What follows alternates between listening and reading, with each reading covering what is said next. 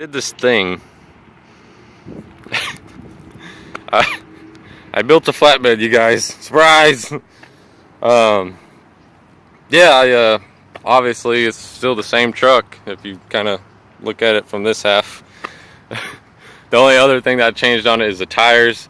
I put a little used set of all-terrains on it for right now because the Transforce ATs wore down really quick and I just didn't have good luck with them. And I'm about to be going back up north to work. I'm in beautiful Mississippi in short sleeve weather. About to be going back up north, and I wanted something a little bit more aggressive than kind of those little, excuse my language, those little cheese dick Transforce tires. It is kind of windy here, so I don't know how well you can hear me. Other than that, there's been absolutely no mechanical issues on the truck whatsoever. I did debadge it. Okay, I lied. I got tires, I debadged it, and I did something back here.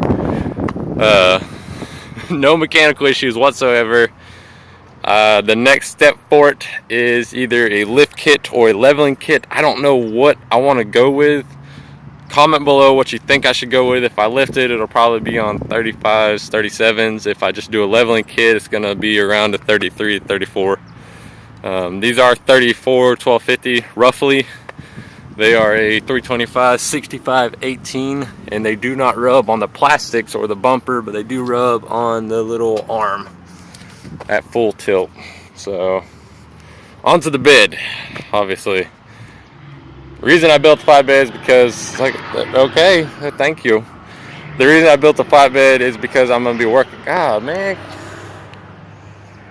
hold on, gotta wait for old Captain Peterbilt to get the hell out of the way. The reason I built the flatbed is because I work out of the truck, obviously, and I will be doing more work along the lines of having a welding rig. So I built a flatbed, that way I can kind of just put a skid up here and still work off of it and not destroy the factory bed. That way if I wanted to trade the truck in, I just slap the old bed on, trading it in. With that being said, I'm still debating on building an actual welding bed for it, kind of like an old Texas tub style, versus just doing a flatbed with a skid on it. That way I can kind of take the skid off if I need to use the bed for other reasons. This is the reason I went with wood instead of just plate steel all the way across, because the steel where I was at was like super expensive because I built the bed over in Florida, and the wood was a lot cheaper than the steel at the time. So I can kind of buy steel later on whenever I get everything gathered up. If you want a detailed version of the bed, like measurements, like crossways, everything else, comment below and I will film just a video of the bed and how I did the bed. The reason I didn't film the build of the bed is because I was in my father-in-law's shop, and I didn't want to be filming in there because it's his shop, not mine. So sorry guys. It's a 5-inch channel and 3/16 steel, and then 2x2 tube for the headache rack that's skinned with diamond plate, and then the 2x6s, and I did burn the grain into this with a torch. The reason I came back, and the reason I didn't come all the way back with the wood, is because man, I'm having a rough day trying to stay focused.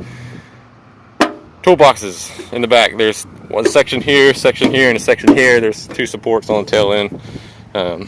You gotta ignore all the janky wiring and rust.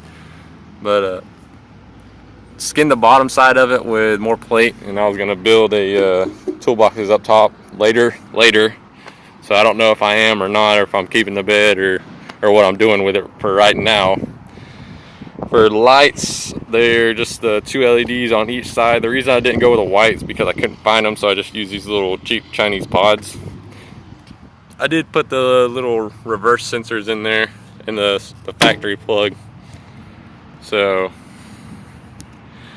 I've had good luck with people saying that it looks good, but then again, I don't know if they're just like being nice. So give me your honest opinion as to the bed, like whether it looks stupid, whether it looks good, whether you want a detailed version of the bed. I know the length is kind of weird, so that's just how it is. I tried to get as close to the end of the frame as I could, but you know. So small update, not small update, major update. The reason I didn't, what the deal with this weird little contraption right here is, this is all I had as an emergency to keep water from going into my gas tank, or my fuel tank. And the reason like this, all this ghetto looking bracket and stuff all it's just tucked up out of the way, is because I didn't want to destroy this fuel neck in case I was gonna change something or go with something different, because in mine this was a temporary bed.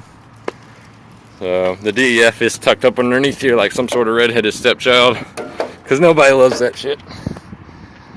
So the next step on the truck is either lift and tires or deleted. So y'all, I need your help on that one. Whether it's a leveling kit or a lift kit, or get it deleted first. So it did hit 25,000 miles. Nothing else on the truck has changed besides the tires. I got it debadged and the bed. And tell me how the bed looks also, you guys. Like, I love the feedback, I love the questions. It kind of gets me back into wanting to film more. So the more interaction there is, the more videos there'll be. And there are like enormous changes coming to the truck, and then coming to the Holly equipped channel. So, but I will be filming more. So tell me how the video turned out. Like, comment, subscribe, do your thing, and remember, there's always big things coming. Thank you guys.